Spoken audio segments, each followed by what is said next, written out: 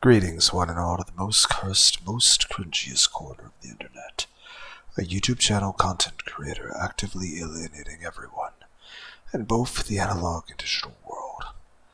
Well, welcome and good evening, wonderful dice of all alignments. I'm Lunar D8.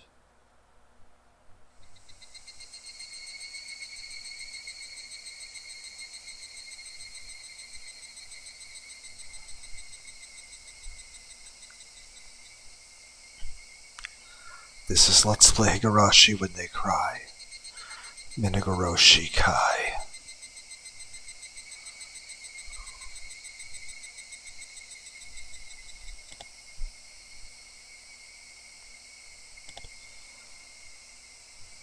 I'm getting hungry. Want to grab something on the way? Oh, that's right. It's almost 8 p.m. We had a late lunch today, so I didn't realize. We can go get something after we finish hearing her story. You've sent 4 officers there. They're probably worn out by now. Hopefully Furude-san ordered them something to eat. Oishi and Kumagai had passed through Okinomiya, and we're getting closer. And we're getting closer and closer to Hinamizawa. Hinamizawa? Which sounds better, you guys? Hinamizawa or Hinamizawa? They hurried on their way, driving through the dark streets. I wonder what Rika Furude wants to talk to you about. Probably something outrageous. That village, you know, used to be called Onikafushi Village. They took the name Onikafushi, the demon's abyss, from a local swamp, and like an abyss, it's hard to know its depth, huh? What are you planning to do about her protection? Depending on what she tells us, we might have to move her to a safer location. The whole of Hinamizawa... like I said, Hinamizawa? Hinamizawa is like a lion's den. You never know what can happen in that village. For now, we just needed to hear what she has to say.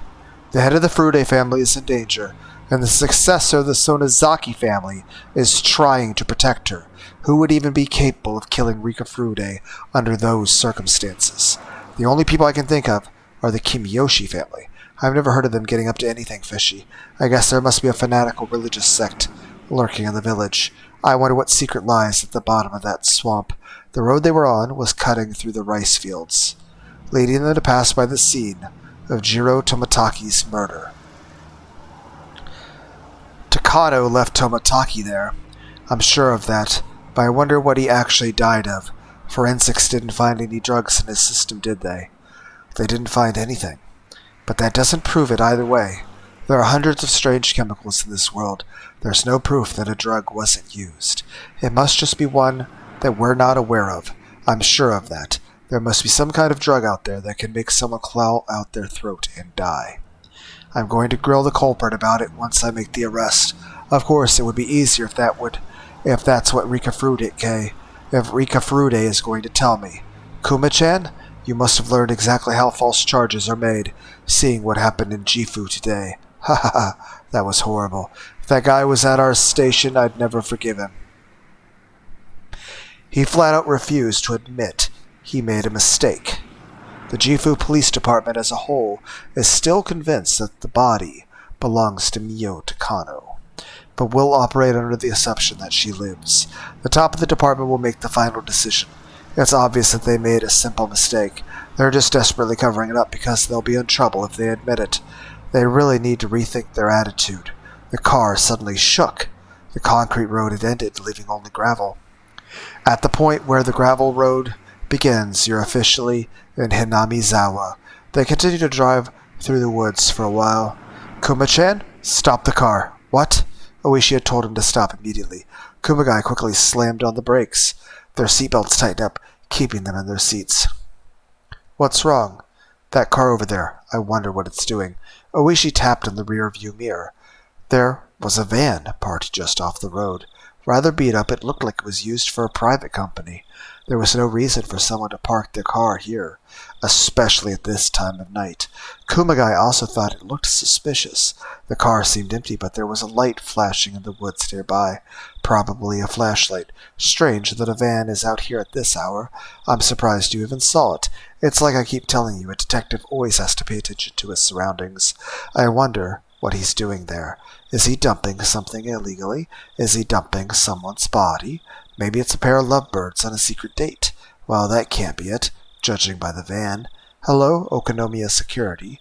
Do you read me? Neha, good evening and good night. This is Okonomiya Security, reading you loud and clear. I need a license number scanned. It might take a while. We'll wait. Oishi-san, according to this map, there's a facility of the Nippon Telegraph and Telephone Corporation here. What in the world is a facility of the NTT? It was listed as a facility, but it wasn't staffed. It was just a place where machines were installed. Kumagai wasn't sure how telephone lines actually work, but either way it seemed like some kind of connecting device was located there. But that's just an ordinary van. It doesn't look like it belongs to the NTT. If it is them, shouldn't their names be on the van? Maybe some other company is contracted to do it. Anyway, we should just go and ask. Oishi wasn't sure if that was the case. After all, why would any phone company go do the maintenance so late at night? Let's go and check what's going on. Fruity-san is waiting for us, so we need to be fast. Yes, sir. His well-honed detective instinct, was trying to tell him something. This feeling wasn't one that Oishi could explain easily. He has a strong sense that something was suspicious, without any real reasoning behind it. Oishi trusted that he could judge others' character with that sense. Kish. Nightingale 2, Nightingale 1. A vehicle is stopped nearby. 2 people got out. They are probably police officers. They're approaching and will make contact in less than a minute. It was pitch black, yet they could see the 2 newcomers clearly. They were probably using a night vision scope. Roger. Attention, all units. Nightingales 2 through 5, wait for the green light. Nightingale 7 and 8, make sure the surrounding 100 meters is clear. Roger. Nightingale 4 and 5, do you copy? Nightingale 4, roger. Nightingale 5, roger. Nightingale 7, roger. Nightingale 8, roger. This is Nightingale from HQ. Nightingale from HQ. There have been some trouble during the modification of the phone facility. There are 2 police detectives. We request clearance to open fire. Roger. Wait for the order. By the time Oishi and Kumagai reached the phone facility, they were being watched from all directions. There were 2 pairs of binoculars and 2 sniper rifles pointing at them. The Mountain Dog operatives worked in 2-man units, a sniper and a spotter, to secure the means of retreat. They had all taken different positions so that they could shoot Oishi no matter where he tried to run. They were all in camouflage suits, hiding deep in the woods. Oishi, of course, had no chance of spotting them. The snipers had their rifles trained on the detectives' heads. Oishi and Kumagai had no idea that they were on the verge of losing their very lives. The snipers' rifles had their safeties on, but a flick of their thumbs would release them. In other words, they were ready to shoot if given the order. The detectives found the fenced-in machinery right behind the parked van. There was a sign there saying that it was the property of the Nippon Telegraph and Telephone Corporation, and another sign warning people to keep away. Hello! Good evening! Sorry, but could you step back? We're in the middle of a maintenance operation. There were 4 men working there, wearing blue overalls. They had a toolbox open and were working on some wires. Sorry to interrupt. We're from the police. We were wondering what you guys were doing, since it's pretty strange to see a van parked out here. Good evening, officers. We're almost finished here. Who are you guys? You're not from the NTT, are you? Oh, we're not, no. We're from the Okanogi Electrics. Huh? Oh, sorry. I'm out of business cards. Okanogi Electrics, where's your office located? Well, it's in Okonomiya. Could you give me the phone number and the address of your office? What do you want to know? Why do you want to know? You forgot the telephone number? Oishi looked at them with a piercing glare.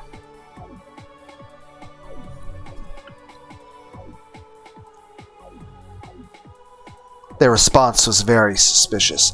Usually, a vehicle of an electric company is full of various types of electrical equipment and repair tools. However, the van parked there had nothing inside, and it looked just like an ordinary car. Also, a company vehicle usually has the name of the company painted on it, but this one was just a plain van with no markings on it. None of that was the reason Oishi found them suspicious, though. It was their attitude that bothered them. They didn't sound nor look like typical contractors. They were obviously not electricians. It was far too late in the day, and there were far too many of them. They were also clearly suspicious of Oishi. However, that was all he could tell. Just by looking around, he found them suspicious, but he had no idea what they were up to. One of the men told Oishi the phone number. Kumagai wrote down the number so that he could ask the station to call and confirm it was real. We're not doing anything suspicious. Yeah, you guys are very suspicious. Who are you? If you're really a contractor, you should have proof of that. But you don't have anything. Besides, everything about you seems off. Officer, please don't cause us any trouble. Just leave us alone. We need to finish up our job here. Judging from their progress, it didn't look like they'd be cleaning up anytime soon. In fact, it almost seemed like they were just getting started. Nufufu.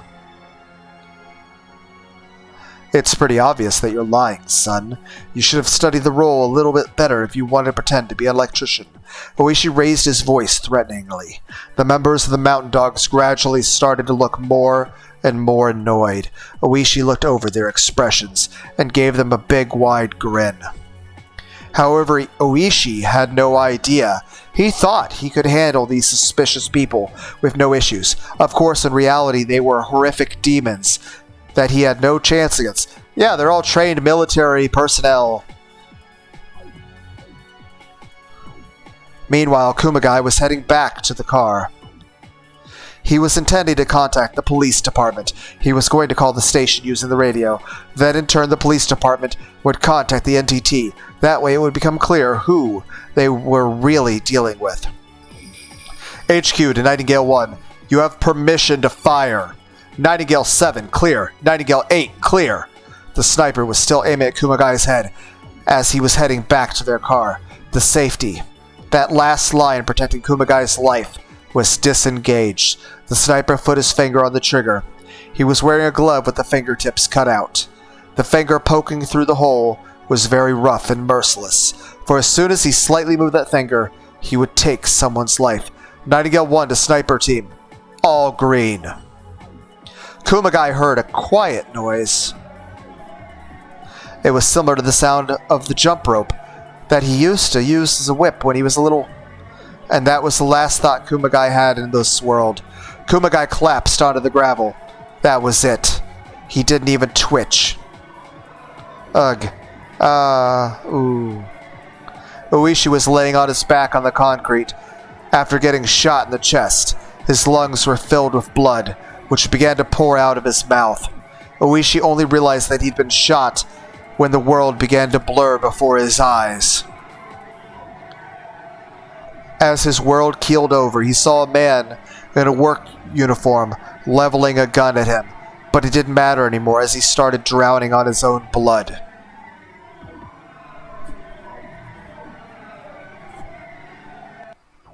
This is Okonomiya Security. We've scanned the license plate number. Detective Oishi? Detective Oishi, please come in. Huh? Did we lose the signal or something? Detective Oishi, come in. He's not answering. Oishi-san wanted a plate number scan. Whose car is it? It's just a villager's car. No one's special. Who is it? It must be someone suspicious if Oishi-san is asking about them. It really seems like nobody out of the ordinary. No accidents, no tickets. Haha, he probably got pissed off after the car passed him or something. He can be a pretty stubborn guy sometimes. This is Nightingale. Both targets eliminated. Resuming the mission. Roger. Be sure to dispose of their vehicle. Major Nightingale just terminated 2 officers. They're resuming their mission. Sweet dreams, Oishi-san.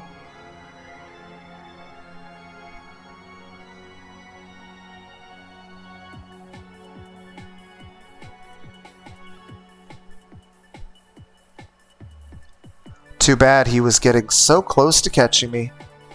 Hee. Can I get a cup of coffee? Absolutely. This is getting complicated. There are still several officers at Ara's house, and her friends are there as well. Aura must know that she's getting murdered tonight. Someone is leaking information. I think we should postpone the plan. We have to have her corpse by tomorrow. That's what's most convenient for the people in charge. We have to execute this mission tonight. The crucial part of this final mission was the death of Rika and what came after that. They couldn't just kill her whenever they wanted. Doing it at the right time was vital. Maybe she's panicking at the dog's excessive security. No, it's not that information is being leaked. She's predicting it. She knew that Tomataki was going to die, and she even knew how my body was going to be found. She's the queen.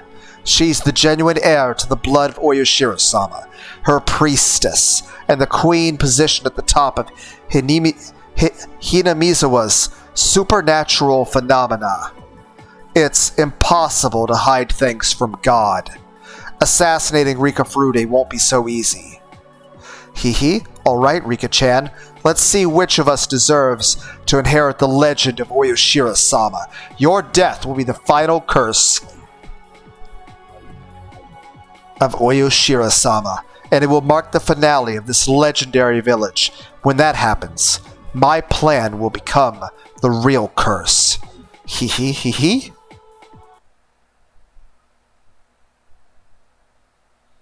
It was now past 8 p.m. Mion ordered some noodles for us, her treat. We also ordered some food for the 4 officers, and we all ate together. We were supposed to call it a night as soon as we talked to Oishi, but he's still not here. However, we all took it easy assuming they'd get here sooner or later. It's getting late. Once you get to Hinamizawa, there aren't many places to get something to eat. I'm sure they're having a quick dinner before coming here. However, the 4 officers seem anxious. They all had families, but Oishi didn't tell them how late they'd have to be out here. They're hoping that Oishi will bring other officers to relieve them so they can go home. They called the station, but all they said was that Oishi was on his way, and we should wait because he'll be here soon. That Oishi sure is late. I mean, he is drowning in his own blood. I'm sure he's stuck in traffic. It's still rush hour. Is it? Is it though? Those officers have been here since this afternoon, right? They must be tired by now. I know. It sucks that they don't even know when they can go home. Should we patrol outside so they can get some rest? We can have Satoko set up some traps to prevent strangers from coming in here. Oh ho ho. Good thinking, Shion-san. However, just think, this is our house. We already have several traps set up around this place. Really? We should be careful when we're around here. With our stomachs full, the mood in the house had returned to a light-hearted one. True, we shouldn't be so relaxed, but knowing that Oishi would be here shortly made us feel relieved. But he's so late. He said he'd be here in an hour.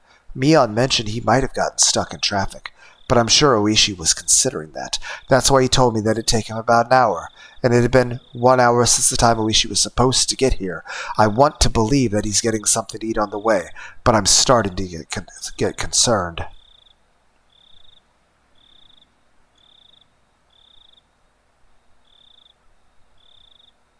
Oishi still hasn't shown up.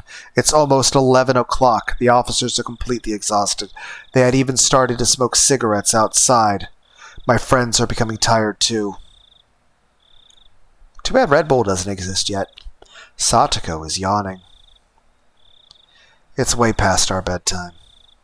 Everyone else is getting tired and sleepy, and we've been spending our time watching TV and reading manga. I can feel my fear succumbing to sleepiness. Today is almost over.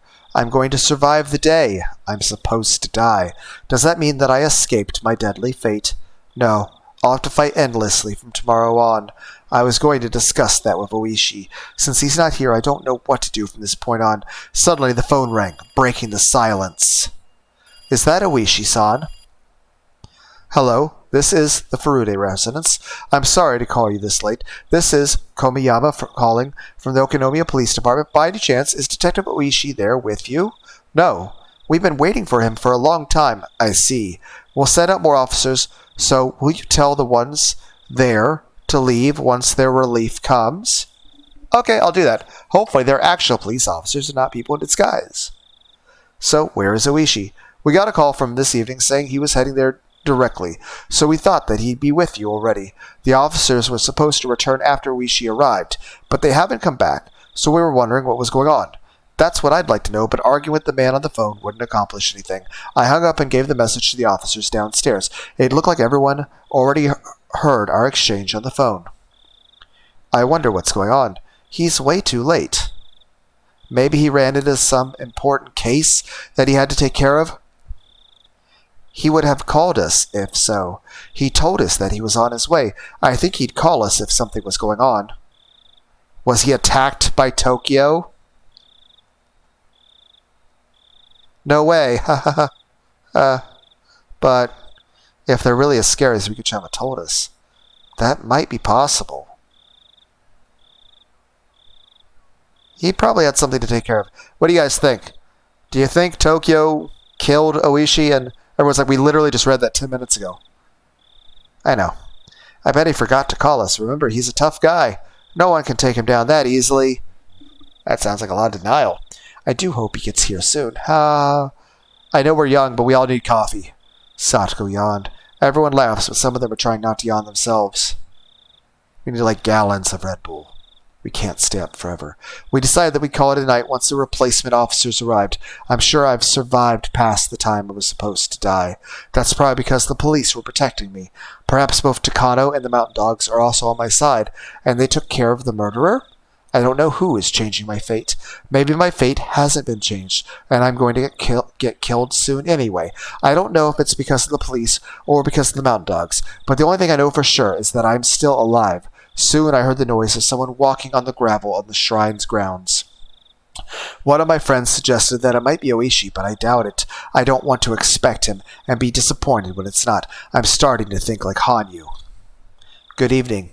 I'm Komiyama. I'm from the Okinomiya Police Department. It wasn't Oishi. Two of his fellow detectives had arrived instead. They were going to stay downstairs and have the four officers return home. They also told my friends to leave. We'll stay here to protect her, so please go home. Your families must be worried about you. Thank you so much, everyone. The detectives are here, so I'm okay now. Are you sure?